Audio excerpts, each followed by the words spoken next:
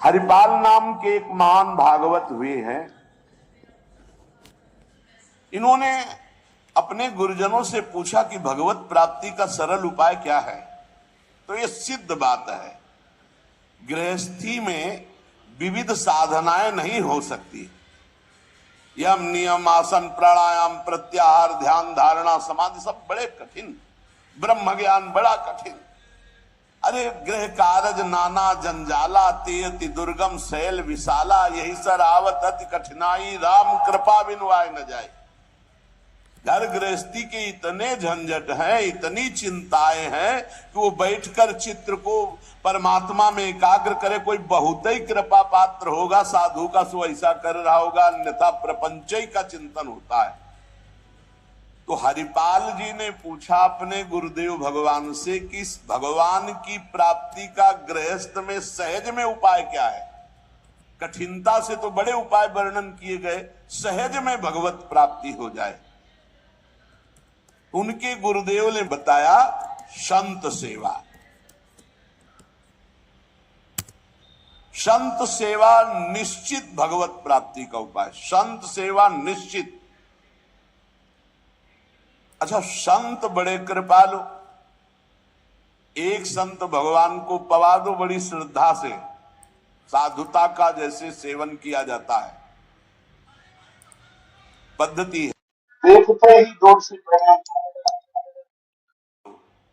पुष्पों के द्वारा पावड़े डालकर उनकी अगवानी करो, उनके चरण प्रक्षालन करो, कोमल वस्त्र से चरण धो, आसन पर विराजमान करो, तिलक लगाओ, उनकी आरती उतारो, माला धारण कराओ, सुंदर सुंदर भोग साक्षात श्री भगवान पा रहे हैं ऐसी भावना से, बड़े प्यार दुलार से, जैसे अपने पुत्र को और लीजिए और लीजिए, ऐसे प्यार से उनको पवाओ।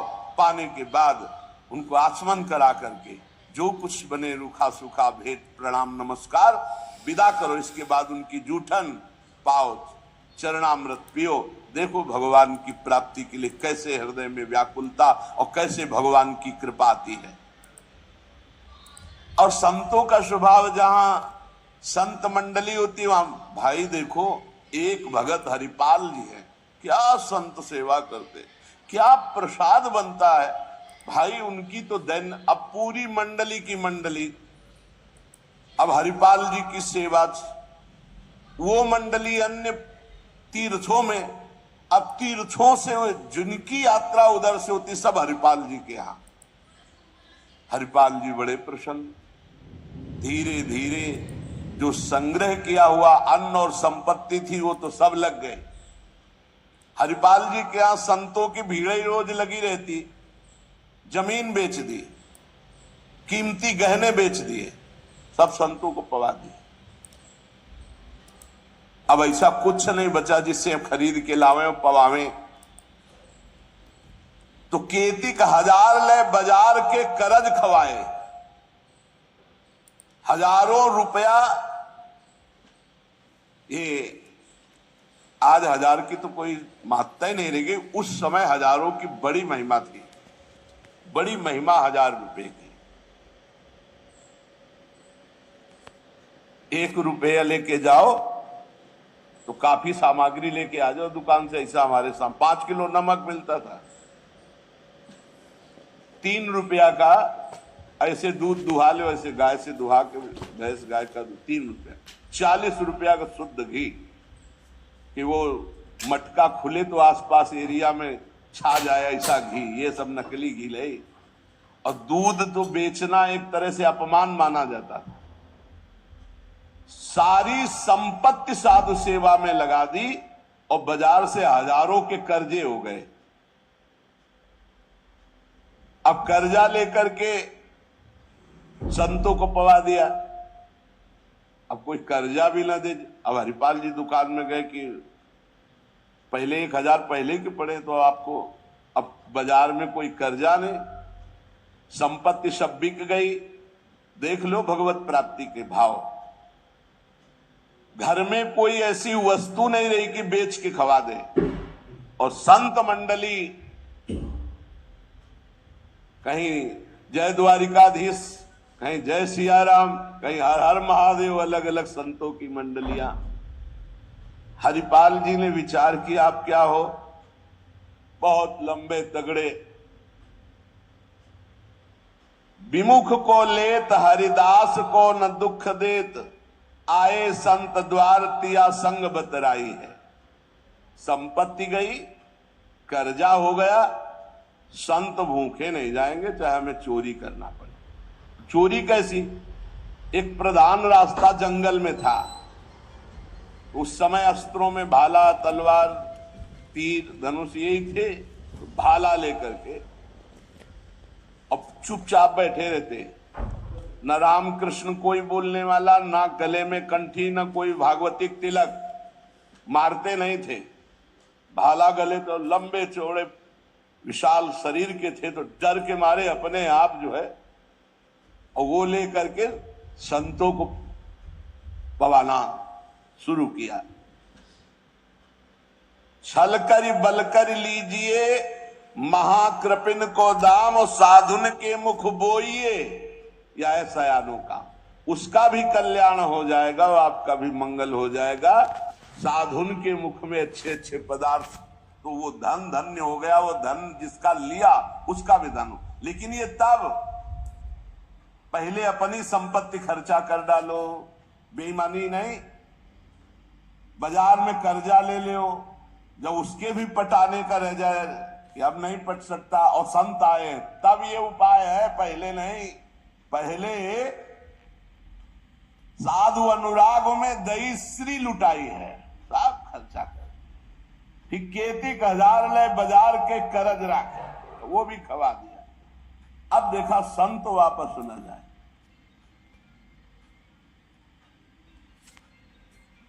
अब उस मार्ग से जो अगर कोई निकलता हो, जहां भाला लेके निकलते हुए, अरे राम, हाथ जोड़ लेते। अब ये तो खबर फैल गई कि रामकृष्ण बोल दो तो डाकू चोरी नहीं करता, कंठी तिलक हो तो डाकू चोरी नहीं करता। कौन डाकू ये पता नहीं चलता था। अब वहां जो निकले जंगल में तो शुरू से ही कोई श्री राम जय जय राम, कोई राधे राधे, कोई कृष्ण कृष्ण, और उतनी देर के लिए तिलक जरूर लगा लेते। अब समस्या की वैष्णव को लूट नहीं सकते, मुख से नाम निकल जाए उसे लूट नहीं सकते। अब वहां जो निकले सब जैसे भयभीत होकर से ही वहां जय श्री राम, राधा राधा, कृष्ण कृष्ण, हरि हरि, क्योंकि पता है डाकू है, भाला लिए मारेगा, चोरी कर लेगा। यद्यपि उन्होंने किसी को मारा नहीं था। अब वहां किसको चोरी करे, जो निकले सब वो। साधु मंडली आई, बड़ी सत्कार करना है, घर में कोई सामग्री नहीं और चोरी अब हो नहीं सकती, क्योंकि जंगल से जितने निकलते हैं सब कंठी तिलक और नाम जप। भले जिंदगी में न धारण करे, लेकिन वो रास्ता जब जाएंगे तो जरूर धारण कर लेंगे। देखो ये भक्त का प्रताप, और पूरे रास्ता नाम कीर्तन सब। हरिपाल जी अपनी पत्नी से कहा, आज तो बड़े भाग्य, इतने संत घर में पधारे, पर भोजन की तो कोई व्यवस्था ना बाजार से हो सकती है और ना हमारे पास कुछ रह गया है। पत्नी ने कहा, एक घर में दाना भी नहीं है, कैसे होगा अतिथि सत्कार? सब संत तो वापस चले जाएंगे भूखे, ये तो बहुत बड़ा अनर्थ हो जाएगा। हरिपाल जी ने कहा, देखो अड़ोस पड़ोस में मांग के। उनकी पत्नी जिस दरवाजे में जाती, वो कहती संत आए, बस शब्द ही सुनते दरवाजा बंद कर लेते, मांगने आए हैं। पहले गले गए, अभी वापस दिया नहीं, फिर मांगने आए। अब वापस पत्नी आ गई, हरिपाल जी से कहा, दाना नहीं मिला है। आपके व्यवहार का ऐसा प्रताप फैल गया है कि देखते ही दरवाजा बंद हो जाता है। हरिपाल जी ने कहा, भगवान ही का सहारा है, उन्हीं का स्मरण करते हैं। और अंदर ही अंदर की देखो, गुरुदेव भगवान ने कहा था साधु सेवा से भगवान की प्राप्ति होती हुई। तो प्रभु आप मिलो न मिलो, लेकिन आज संत हमारे यहां से भूखे वापस नहीं जाना चाहिए। प्रभु कोई हमें उपाय नहीं सुहाई दे रहा। तो बैठे कृष्ण रुक्मिणी महल तहां सोच पर्यो, हरियो मन साधु सेवा, तो साहू रूप कियो है। हरिपाल जी की पुकार और भगवान का लीला विहार शुरू। बढ़िया रत्नों से जटित मुकुट, कुंडल, करधनी, बाजूबंद, कंकण सब धारण। रुक्मिणी जी का जय जय, अपने ही हाथ से सब कीमती कीमती आज छांट छांट करके। पूछी चले कहां, कही है हमारो एक भक्त। कहां प्रभु ये नया नया सब आभूषण दिव्य कीमती श्रृंगार कर। बोले एक भगत है, आज उसके दर्शन करने जा रहे हैं। दर्शन देने नहीं का, दर्शन कर। तो मैं हूं, आऊं? बोले हाँ आओ, क्योंकि हमसे ज्यादा श्रृंगार तो आप धारण करेंगी। आओ आए जहां पूछ लियो है। रुक्मिणी जी ने कहा प्रभु जिन ऐसे महाभागवत के आप दर्शन करने जा रहे हैं, मैं भी दर्शन करने बोल बिल्कुल बिल्कुल, आज तो हम जरूर ले चलेंगे, पर देखो बढ़िया से बढ़िया पूरा श्रृंगार कर लो। रुक्मिणी जी ने और उन श्रृंगार, प्रभु से ज्यादा रुक्मिणी जी का श्रृंगार, वैसे भी पुरुष से ज्यादा श्रृंगार माताओं बहनों का होता है। उन्होंने देखा कि जब इतना महान भगत है कि प्रभु सब कीमती, तो और बढ़िया बढ़िया हार और सब। प्रभु और रुक्मिणी जी, प्रभु ने कहा एक बात है, कोई भी भगवत चर्चा नहीं करनी, कोई भी भगवत चिन्ह नहीं धारण करना। और प्रभु ऐसे कैसे भक्त के पास जा रहे हो कि जो भगवत चिन्ह से विरोध करता है, भगवत चर्चा से विरोध करता है? बोले हम जो कहें वो मान लो। रास्ते में कोई भगवत चर्चा, कोई भगवत नाम, कोई भगवत चिन्ह, सब संसारी आभूषण सब।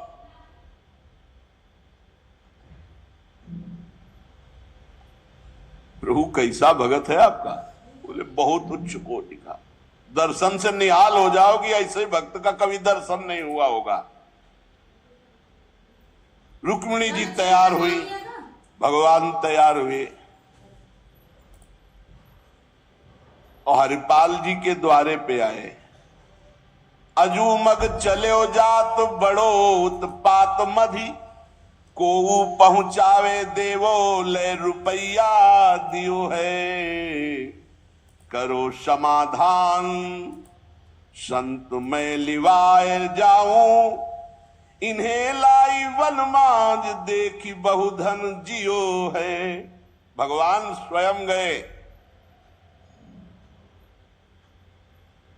और हरिपाल जी को बुलवाया गांव के बाहर और कहा भाई सुनो, सुनते हैं जंगल में कोई चोर लगता है, हम दोनों सेठ हैं, सेठ सेठाइन, ये ले स्वर्ण की एक मोहर और मैं पूरा रास्ता पार कर दो।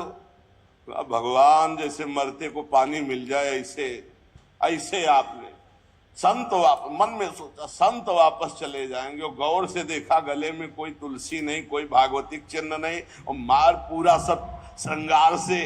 बोले भगवान आज तो बरस पड़े, आज खूब संत सेवा होगी। बोले मोहर देव या ना देव, हम आपको पार कर देंगे जंगल में। जगत रूपी जंगल से पार करने वाले भगवान को हरिपाल जी कह रहे हम पार कर देंगे आपको, क्योंकि नजर गई ना एक से एक कीमती रत्न। बोले महीनों संत सेवा चलेगी।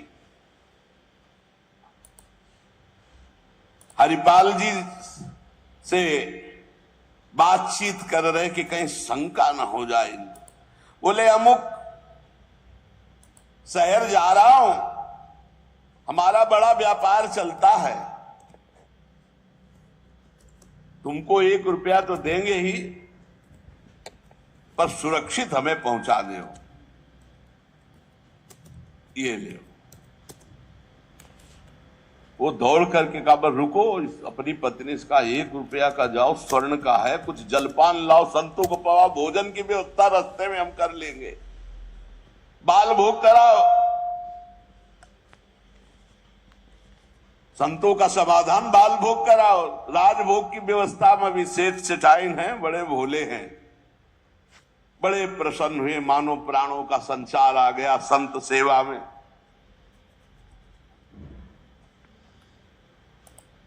रुक्मिणी जी ये रहस्य नहीं समझ पा रहे कि कह रहे जंगल पार कर देते, कह रहे हमको डर लग रहा है कि कोई हमें लूट न ले, और जंगल हो 1 रुपया दिया उसको स्वर्ण का कि भाई पार।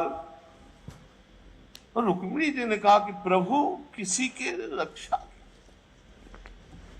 भगवान ने कहा था प्रश्न कोई करना नहीं है। अरे कौमुद की गदा सुदर्शन चक्र सब एक आदमी का सहारा आप ले। रुक्मिणी जी ने प्रभु आप काम कहा था, बातें करो व्यापार की, इधर उधर के सुदर्शन चक्र के लिए कौमुद की गदा, व्यापार रुपया पैसा हार हीरा जवाहरात इनकी बातें करो। गौर से फिर देखा कि कहीं कोई भागवतिक लक्षण देखे जो निहारी, माला तिलक ना सदाचार। बड़े खुश हुए, होएंगे भंडार जो पे धन ही तो लायो है। जब इतना पहनावा है तो खजाना इनके होगा, लूटने में कोई दोष नहीं है, कोई भागवतिक चिन्ह नहीं और कोई भगवत चर्चा नहीं, पूरे संसारी हैं। और ये छीन करके हम संत भोजन कराएंगे तो इनका भी मंगल हो जाएगा। लीजिए छिनाए यह वारी कहे डारी देवो, दियो सब डारी छल्ला छिगुनी में छायो है। अंगुरी मरोरी कही बड़ो तू कठोर, अहो तो को कैसे छोड़ो संत जेवे मो को भायो है। प्रगट दिखायो रूप सुंदर अनूप, वह मेरे भक्त भूप लेके छाती सो लगायो है। रास्ते में लेके चले, चरणों से लेकर ऊपर तक भगवान को देखते हैं, फिर रुक्मिणी जी को देख। कोई भागवतिक चिन्ह नहीं, कोई भागवतिक चर्चा नहीं, महीनों की संत सेवा। और जो इतना पहिरे हैं तो उनके पास भाला लेके चली रहे थे रक्षा के लिए, बस आगे आए और उतारो, अपना चला फैलाया, उतारो सब बीच रास्ते। भगवान ने कहा उतारो रुक्मिणी जी से, उतारो। रुक्मिणी जी ने कहा रक्षा के लिए तो इसको 1 रुपया दिया था और यही लूट रहा है, आप कह रहे उतार। बोले उतारो, ले भाला पार कर देगा, बहुते बेढब भगत है। और प्रभु सुदर्शन चक्र, बोले नहीं इस समय नहीं, इस समय उतारो। ये संत सेवा का प्रताप। बड़े बड़े भगवान पहनी के आए थे, इसीलिए भगवान तो फौरन उतार के भगवान को देखती जाती रुक्मिणी जी की।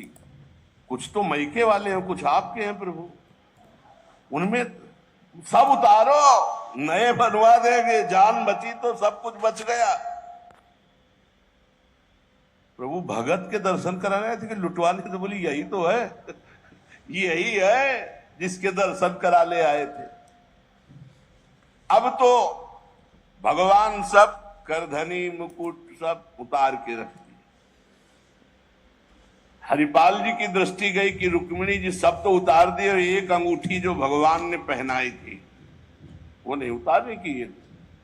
अरे लाओ, इतने में कितने संत भोजन पाएंगे। ऐसे प्रगट बोले, इतने में कितने संतों का भोजन होगा। और अंगूरी पकड़ के रुक्मिणी जी नाराज, भगवान चुप रहो, जैसा कहे वैसा कर दो, हम थोड़ी बुला के लाए। तुम कहती थी कि हम भगत दर्शन करेंगे, तो करो दर्शन भगत के। हम कहा होता और आपको फिर बुला के लाए होते तो ये होता कि प्रभु आपने सब आप ही तो उत्साह करके आई हो। रुक्मिणी जी उतार नहीं रही थी तो हरिपाल जी ने अंगुली पकड़ी, ऐसे मरोड़ के धीरे से अंगूठी उतारी। कितने संतों का इसमें पेट भरेगा, भोजन होगा। भगवान जब देखा कि रुक्मिणी जी बहुत असंतुष्ट हो रही हैं, तो भगवान ने कहा जिसके दर्शन करने के लिए हम ला रहे थे ना, ये वही भक्त है। ये वही भक्त है जिसने अपना सर्वस्व लुटा दिया है। कुछ नहीं आज खाने को, मैं इसी के लिए लुटने के लिए। अब हरपाल जी का भाला रख गया। जब लौट के देखा तो अनंत सौंदर्य माधुर्य भगवान चतुर्भुज द्वारिकाधीश महामहिम महालक्ष्मी स्वरूपा श्री रुक्मिणी चरणों में प्रभु प्रभु प्रभु गलती हो गई, हमारे कटु वचन, हमारा भाला उठाना।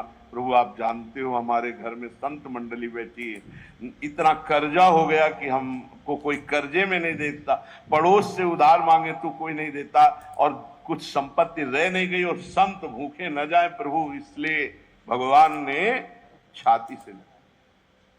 भगवान ने हरिपाल जी को छाती से लगाया और कहा तुम सर्वश्रेष्ठ मेरे प्राण प्यारे भक्त हो। हरिपाल जी भगवान से कह रहे कि प्रभु जैसे हमें संत प्राण प्यारे हैं उनसे अधिक आप प्राण प्यारे हो, प्रभु मैं कैसे लूं? तो भगवान ने कहा देखो हम लाए इसे, ये लक्ष्मी ले जाओ, ये महालक्ष्मी के श्री अंग के आभूषण है, ये कुल परंपरागत बढ़ेंगे, कभी घटेंगे नहीं, वो बेचकर सब कर्जा निपटाओ और रोज लाखों संतों को पवाओ, अब ऐश्वर्य घटने वाला नहीं है।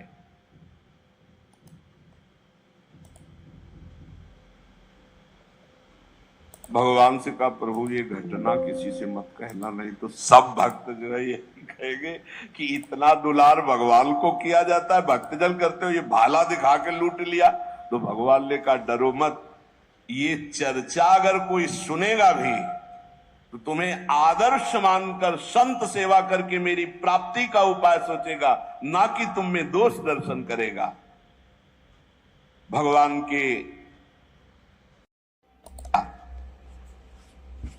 के दर्शन के पश्चात हरिपाल जी ने कहा प्रभु जब आए गए हो तो लगे हाथ भंडारे पाके जाओ।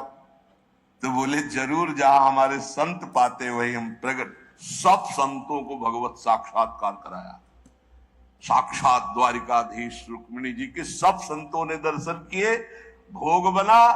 संतजन तब पाए जब भगवंत पहले पाए, फिर उनका उच्छिष्ट संत और उनका भगवंत और संत का उच्छिष्ट जब हरिपाल जी। ये परमानंद मनुष्य जीवन का साधु सेवा से प्राप्त होता है। जब कभी साधु सेवा का संयोग बने तो नाच पड़ो कि हमें आज जीवन का परम लाभ मिला है कि हमारा धन, हमारा अन्न, हमारा शरीर, हमारा जीवन साधु सेवा में आएगा। ये साधु सेवा निश्चित भगवत प्राप्ति करा देती, निश्चित। कल देखो साधु सेवा के लिए ही अनुसुईया जी ने कि अतिथि वापस न जाए, 6 महीना के बालक भगवान श्री हरि, भगवान ब्रह्मा जी और महादेव जी को बना लिया। जब तीनों महापुरुष प्रकट हुए तो श्री अत्रि जी ने कहा प्रभु मैंने 3 को तो नहीं बुलाया था, हमने तो आप एक जगदीश्वर को बुलाया था। अत्रि मुनि ने कहा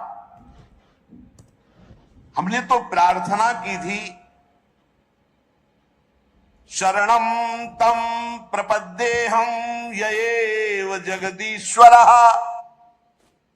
प्रजामात्म समाम मह्यम प्रयच्छत्विति चिंतयन्।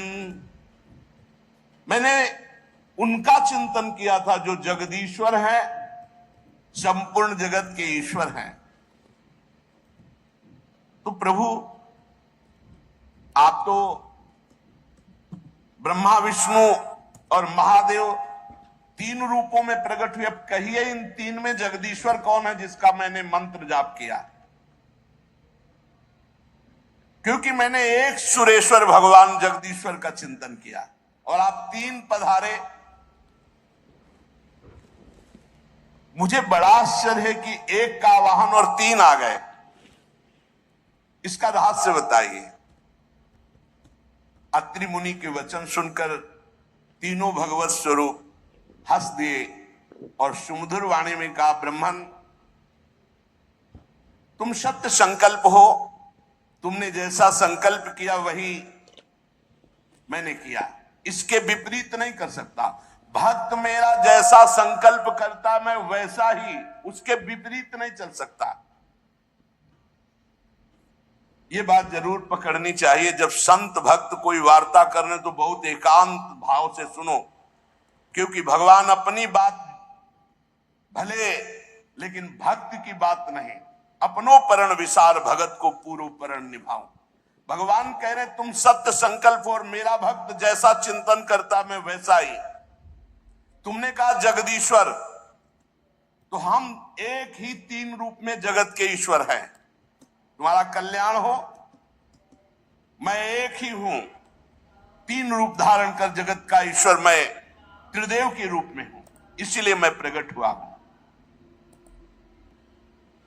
तुम्हारे तीन पुत्र उत्पन्न होंगे। भगवान अत्रि जी और अनुसुईया जी से पूजित हुए और तीन पुत्र रूप में ब्रह्मा जी के अंश से चंद्रमा मुनि, भगवान विष्णु के श्री हरि के अंश से योगवेत्ता अवधूत शिरोमणि दत्तात्रेय जी और महादेव जी के अंश से महर्षि दुर्वासा जी, ये पुत्र रूप में प्राप्त हुए। अब अंगिरा ऋषि की संतानों का वर्णन। अंगिरा जी की पत्नी श्रद्धा ने सिनी वाली, कुहू, राका, अनुमति, ये चार कन्याओं का जन्म दिया और उनके सिवा दो पुत्र हुए, जिनमें भगवान बृहस्पति जी और उतथ्य जी, ये दो पुत्र हुए। बृहस्पति जी अंगिरा जी के पुत्र हैं और उतथ्य जी पुलस्त्य जी की, उनकी पत्नी हविर्भू से महर्षि महामहिम अगस्त्य ऋषि प्रकट हुए और दूसरे पुत्र हुए विश्रवा। पुलस्त्य ऋषि के दो पुत्र हुए, अगस्त्य ऋषि और विश्रवा। विश्रवा मुनि के इड़विड़ा के गर्भ से भगवान कुबेर का जन्म हुआ और इन्हीं विश्रवा की दूसरी पत्नी केसनी से रावण, कुंभकर्ण, विभीषण, इनका जन्म हुआ। महर्षि पुलह की गति से कर्मश्रेष्ठ वरीयान और सहिष्णु, ये पुत्र हुए। क्रतु की पत्नी क्रिया ने ब्रह्म तेज से देदीप्यमान वालखिल्य आदि 60,000 ऋषियों का जन्म दिया। 60,000 ऋषि बालखिल्य। शत्रुतापन विदुर जी वशिष्ठ जी की पत्नी अरुंधति से चित्रकेतु, सुरोचि, विरजा, मित्र, उल्बण, वसुभृद्यान और द्विमान, और वशिष्ठ जी से शक्ति आदि कई पुत्र उत्पन्न हुए। अथर्वा मुनि की पत्नी से महान महिमा में दधीच ऋषि प्रकट हुए, जिनका दूसरा नाम अश्वशिरा। भृगु जी ने अपनी भार्या ख्याति से धाता और विधाता नाम के दो पुत्र प्रकट किए और श्री नाम की एक भगवत परायण कन्या।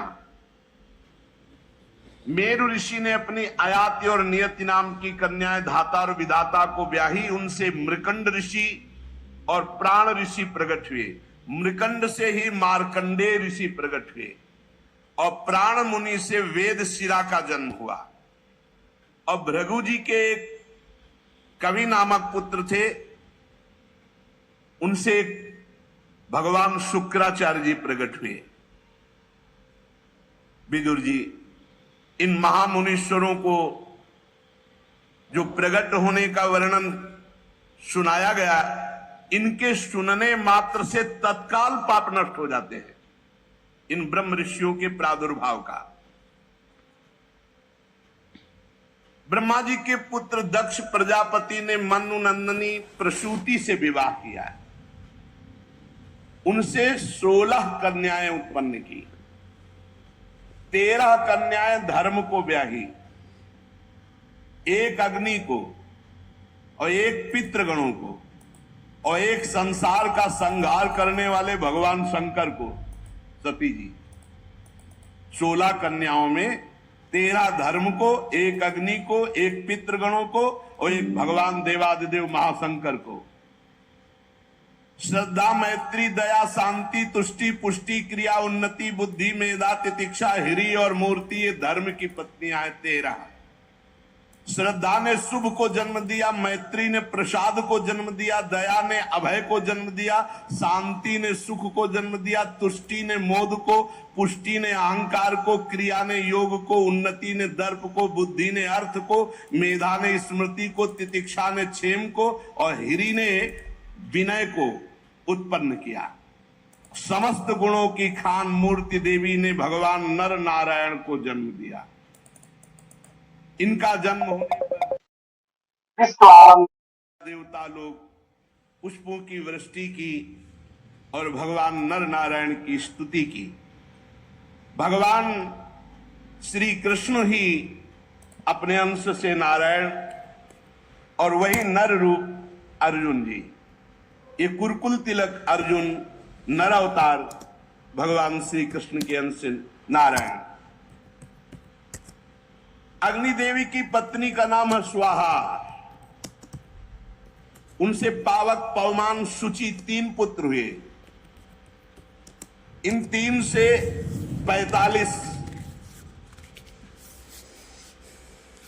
अब 45 और 3 48 और प्रधान अग्नि 1, कितने हुए? 49 अग्नि का स्वरूप हुआ। जब हनुमान जी लंका में आग लगा रहे हैं उस समय वर्णन आया है कि हरिप्रेरित जैसे वायु 49 ऐसे अग्नि 49 स्वरूपों से संपूर्ण लंका को अग्निदेव भस्म कर रहे हैं। अग्निश्वात, बर्हिष, सोमप, आज्यप ये पितर हैं। पितरों की पत्नी दक्ष कुमारी स्वधा है। पितरों से स्वधा के धारिणी और वायना नाम की 2 कन्या हुई। दोनों ही ज्ञान विज्ञान में पारंगत, ब्रह्म ज्ञान का अनुभव करके उपदेश करने वाली हुई, इसलिए इनके कोई संतान नहीं, ब्रह्म में लीन देवियां। और महादेव जी की पत्नी सती से भी कोई संतान नहीं हुई, क्योंकि उन्होंने ब्याह के कुछ दिन ही बाद अपने शरीर को योगाग्नि में भस्म कर दिया अपने पिता की यज्ञ में। विदुर जी ने पूछा कि दक्ष प्रजापति तो अपनी पुत्रियों को बहुत प्यार करते थे, फिर उन्होंने अपनी परम आदरणीय भगवान शंकर की अर्धांगिनी सती जी का क्या अनादर किया, जिससे उन्होंने अपने प्राण त्याग दिए पिता के यज्ञ में। महादेव जी चराचर के गुरु हैं, वैर रहित शांत मूर्ति आत्माराम भगवान है, भला उनसे कौन वैर करेगा। और वैसे भी ससुर दामाद का रिश्ता है। प्रभु मैं सुनना चाहता हूं कि देवादिदेव महादेव से वैर कैसे हो गया दक्ष प्रजापति को। गोस्वामी जी ने लिखा है, को नर अस जन्मा जग माही, प्रभुता पाही जाहि मद नाही। पद मिल जाए, प्रभुता मिल जाए, अहंकार ना आवे, वो तो भगवान का कोई भक्त ही होगा, अन्यथा ऐसा नहीं। एक बार ब्रह्मा जी ने जब इनको प्रजापति पद दिया, बहुत बड़ा पद है, इसके बाद परमेष्ठी पद ही है। सृष्टि में सबसे बड़ा पद है प्रजापति पद, इसके बाद परमेष्ठी पद। परमेष्ठी पद ब्रह्मा पद। ब्रह्मा जी ने प्रजापति पद दिया महाराज दक्ष को। बड़े बड़े ऋषि मुनि देवता अग्नि सब लोकपाल सभा में आए। जब सब बैठे हुए थे सभा में, तो दक्ष प्रजापति वहां पधारे। तो जब कोई बड़ा पधारे तो नियम में खड़े हो जाना चाहिए, हाथ जोड़ करके। तेज सूर्य के समान गर्व प्रजापति हूं, बड़ी मस्ती से सभा में पधारे, सब खड़े हो गए। ब्रह्मा जी महादेव दो नहीं खड़े हुए, वो हरि गए नहीं थे, सब खड़े हो गए, बड़े बड़े लोकपाल देवता यक्ष गंधर्व सब, और भी सबने प्रणाम किया दक्ष को। दृष्टि गई, खड़ा कौन नहीं होते, दो ब्रह्मा जी और महादेव। ब्रह्मा जी को देखा तो हाथ जोड़कर प्रणाम किया, क्योंकि परमेष्ठी पद पे है।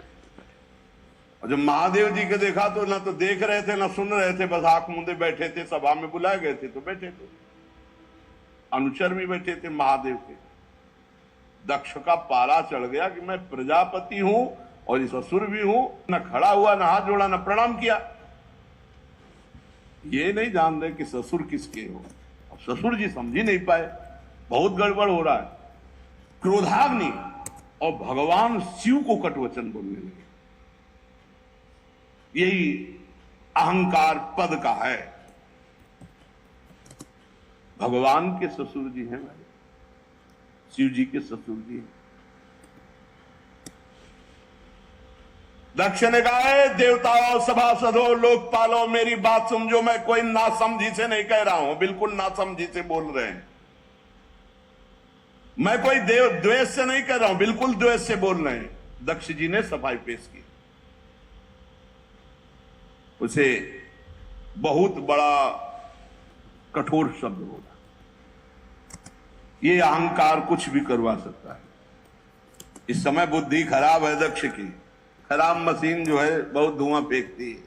ये बहुत द्वेष का धुआं निकल रहा है, अहंकार आ गया। रो के चरण पकड़ के जब सती जी का पाणी ग्रहण किया था ना, तो कहा था, प्रभु कहां मैं और कहां मेरी पुत्री और कहां आप स्वीकार कर रहे हैं, यही हमारा अहोभाग्य है। और ऐसा ही है। यह बहुत गलत बोल रहे, गुस्सा में है तो बोल रहे, अहंकार है तो बोल रहे हैं। जैसे भगवान श्री कृष्ण को शिशुपाल बोलता है ना, ऐसे कुछ इस समय दक्ष की हालत है। गृहीत्वा मृग सावाक्ष्याः पाणिं मर्कटलोचनः प्रत्युत्थानाभिवादार्हे वाचाप्यकृत नोचितम। ना खड़ा हुआ, ना हाथ जोड़ा, ना वाणी से सम्मान किया है।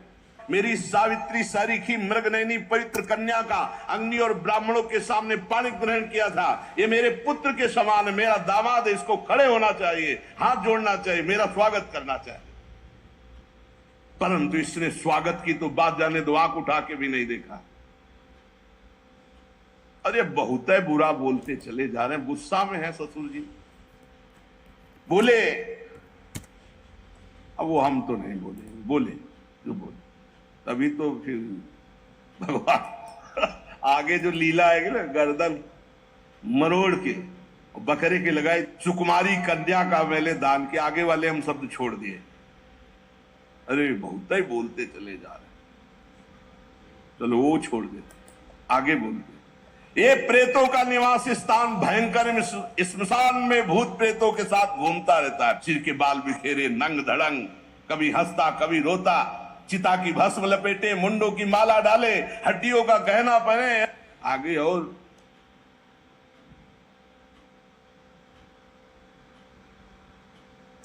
मैंने ब्रह्मा जी के बहकावे में आकर अपनी पुत्री इसको दे दी, कभी नहीं देता इसको, दक्ष ने कहा। और तो सब छोड़ दिया।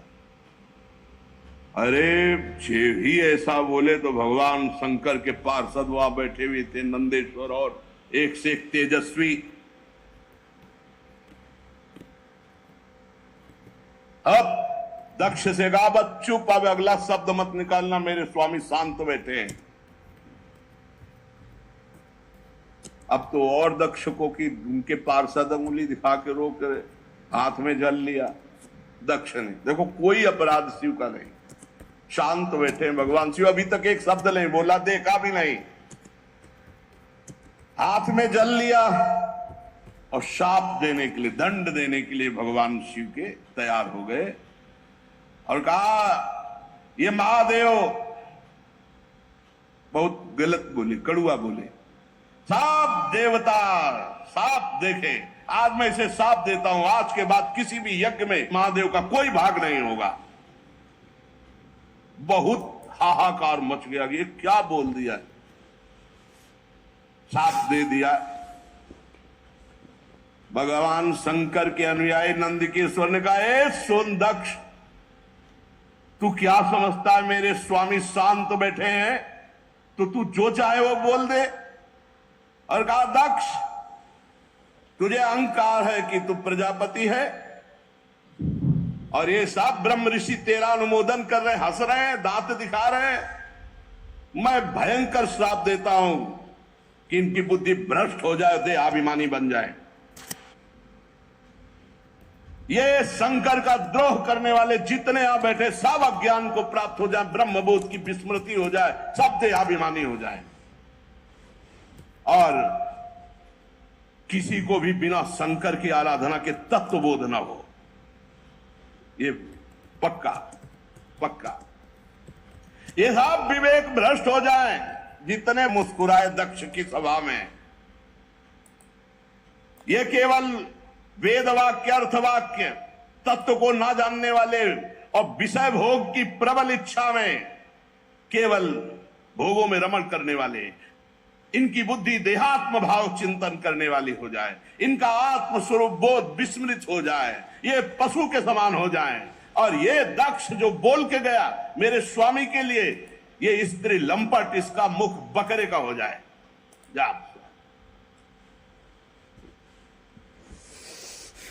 मूर्खमयी कर्ममयी अविद्या को ही समझे, जो भगवान शंकर का अपमान करने वाले के पीछे पीछे चलते हैं। इन सब का जन्म मरण चक्र में बार बार जन्मना मरना हो, जो ब्रह्म विद्या मुक्त देने वाली वो उनकी विस्मृत हो जाए।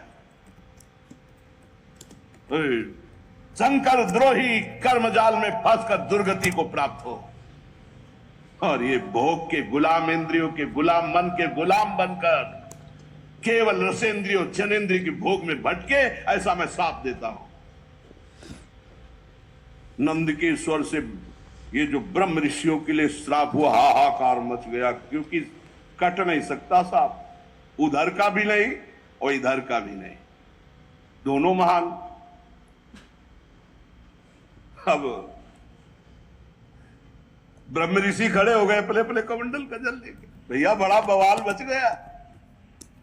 भवव्रत धरा ये च तान समनुव्रता पाखंडिनस्ते भवंती सत्शास्त्र परिपंथिना नष्ट शौचा मूढ़धियो जटा भस्मास्थि धारिणा विसंतु शिव दीक्षायाम यत्र दैवम सुरासवम ब्रह्मेव ब्राह्मणाश्च यद्यूयम परिनिंदत सेतुम विधारणाम पुंसा मता पाखंड मात्रिता। वो सब अपने अपने कमंडल, बड़ा जोर था कमंडलों में, ऐसा श्राप दिया जिसका अर्थ क्या वर्णन करें। अब तो इधर शिवगण, उधर ब्रह्म ऋषि अपने अपने। भगवान शिव ने देखा यहां तो बड़ा अमंगल हो रहा है। अब भगवान शंकर ने पूरी सभा की ओर देखा, सर झुकाया, चल दी अपने मस्ती में। गंगा यमुना के संगम में यज्ञान स्नान हुआ, जैसा बना यज्ञ हुआ, सब लोग अपने अपने स्थान को गए। भगवान शंकर समाधि शांत, कोई भी किसी भी तरह की हलचल उनके चित्त में नहीं, लेकिन द्वेष से भरा हुआ दक्ष एक बड़ी यज्ञ किया भगवान शिव का अपमान करने के लिए, कि जिसमें शिव का भाग ही नहीं दिया जाएगा। सो आगे चर्चा करेंगे। श्री राधा वल्लभ लाल की।